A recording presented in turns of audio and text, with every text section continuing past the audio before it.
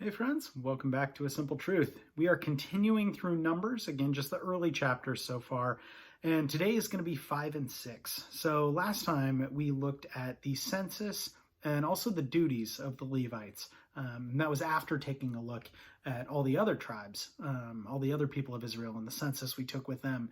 So now that we have a census of the people, we're going to look at a couple other issues. We're going to look at the ceremonially unclean. We're going to look at unfaithful spouses. What happens in that situation? We'll also take a look at the law of the Nazarite. So those again are what we're going to see in chapters 5 and 6, which is what we're looking at today. So, chapter 5. And the Lord spoke to Moses, saying, Command the children of Israel that they put out of the camp every leper, everyone who has a discharge, and whoever becomes defiled by a corpse. You shall put out both male and female, and you shall put them outside the camp, that they may not defile their camps in the midst of which I dwell. And the children of Israel did so, and put them outside the camp, as the Lord spoke to Moses, so the children of Israel did. Then the Lord spoke to Moses, saying, Speak to the children of Israel, when a man or a woman commits any sin that men commit in unfaithfulness against the Lord, and that person is guilty, then he shall confess the sin which he has committed. He shall make restitution for his trespass in full, plus 1/5 of it, and give it to the one he has wronged. But if the man has no relative to whom restitution may be made for the wrong, the restitution for the wrong must go to the Lord for the priest, in addition to the ram of the atonement, with which the atonement is made for him. Every offering of all the holy things of the children of Israel, which they bring to the priest, shall be his. And every man's holy things shall be his. Whatever any man gives, the priest shall be his. And the Lord spoke to Moses, saying, Speak to the children of Israel, and say to them, If any man's wife goes astray and behaves unfaithfully towards him, and if a man lies with her carnally, and it is hidden from the eyes of her husband, and it is concealed that she has defiled herself, and there was no witness against her, nor was she caught, if the spirit of jealousy comes upon him, and he becomes jealous of his wife, who has defiled herself, or if the spirit of jealousy comes upon him, and he becomes jealous of his wife, although she has not defiled herself, then the man shall bring forth his wife to the priest. He shall bring the offering required for her, 1/10 of an ephah of barley meal. He shall pour no oil and shall put no frankincense on it, because it is a grain offering of jealousy, an offering for remembering, for bringing iniquity to remembrance. And the priest shall bring her near, and set her before the Lord. The priest shall take holy water in an earthen vessel, and take some of the dust that is on the floor of the tabernacle, and put it into the water. Then the priest shall stand the woman before the Lord, uncovering the woman's head, and put the offering for remembering in her hands, which is the grain offering of jealousy. And the priest shall have his hand with bitter water that brings a curse. And the priest shall put her under oath, and say to the woman, If no man has lain with you, and if you have not gone astray to uncleanliness while you are under your husband's authority, he free you from this bitter water that brings a curse.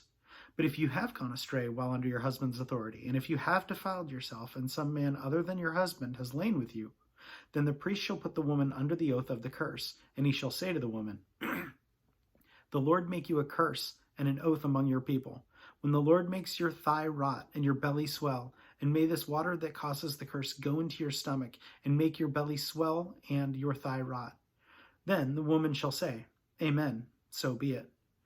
Then the priest shall write these curses on the book, and he shall scrape them off into the bitter water. And he shall make the woman drink the bitter water that brings a curse, and the water that brings a curse shall enter her to become bitter. Then the priest shall take the grain offering of jealousy from the woman's hand, shall wave the offering before the Lord, and bring it to the altar.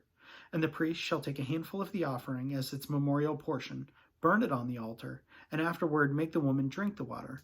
When he has made her drink the water, then it shall be, if she has defiled herself and behaved unfaithfully towards her husband, that the water that brings a curse will enter her and become bitter, and her belly will swell, and her thigh will rot, and the woman will become a curse among her people.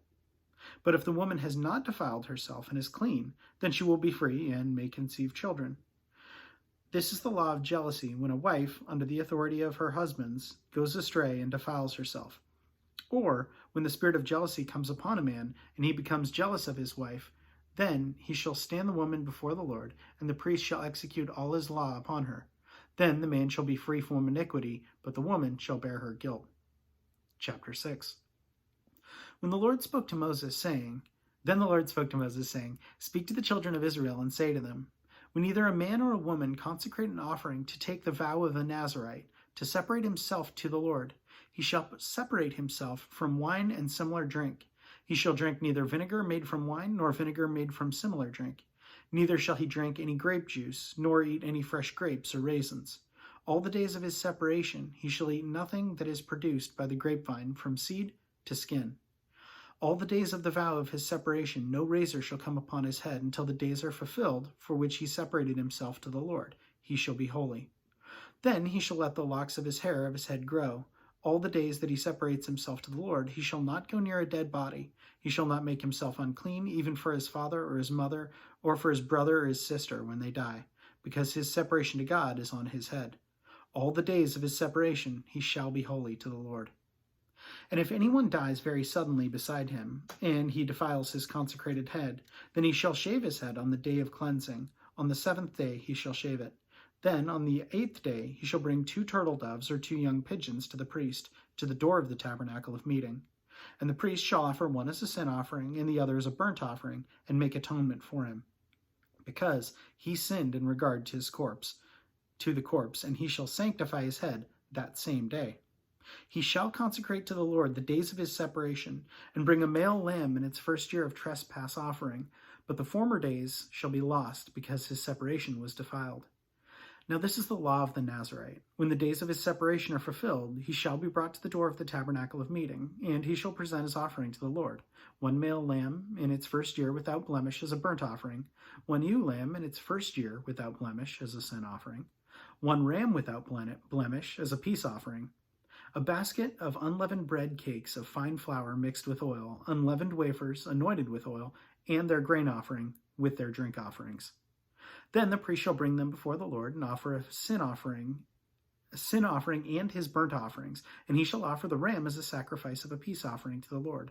With the basket of unleavened bread, the priest shall also offer its grain offering and its drink offering. Then the Nazarite shall shave his consecrated head at the door of the tabernacle of meeting, and shall take the hair from his consecrated head and put it on the fire, which is under the sacrifice of the peace offering. And the priest shall take the boiled shoulder of the ram, 1 unleavened cake from the basket, and 1 unleavened wafer, and put them on the hands of the Nazarite after he has shaved his consecrated hair. And the priest shall wave them as a wave offering before the Lord. They are holy for the priest, together with the breast of the wave offering and the thigh of the heave offering. After that, the Nazarite may drink wine.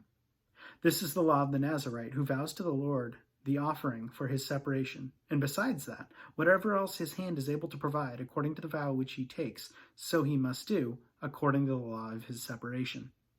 And the Lord spoke to Moses, saying, Speak to Aaron and his sons, saying, This is the way you shall bless the children of Israel. Say to them, The Lord bless you and keep you. The Lord make his face shine upon you and be gracious to you. The Lord lift up his countenance upon you and give you peace. So they shall put my name on the children of Israel, and I will bless them.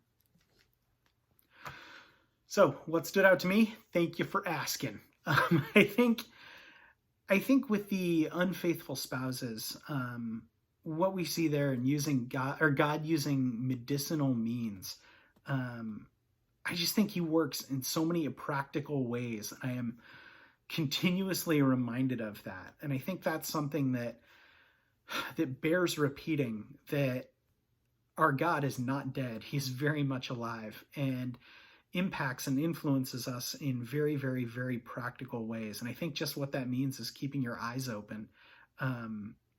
Is he testing us? Is he allowing us to experience hardship? Is he punishing, or is he, again, allowing for the opportunity of reliance on him? And I can't always answer that. I think that's something that is just time spent in prayer and seeking after him. But I just thought it was very cool how practically God can use that. And it makes sense. I mean, even here in Numbers, he kind of always has. So very cool stuff. Anyway, as always, thank you for joining. Have a great rest of your day.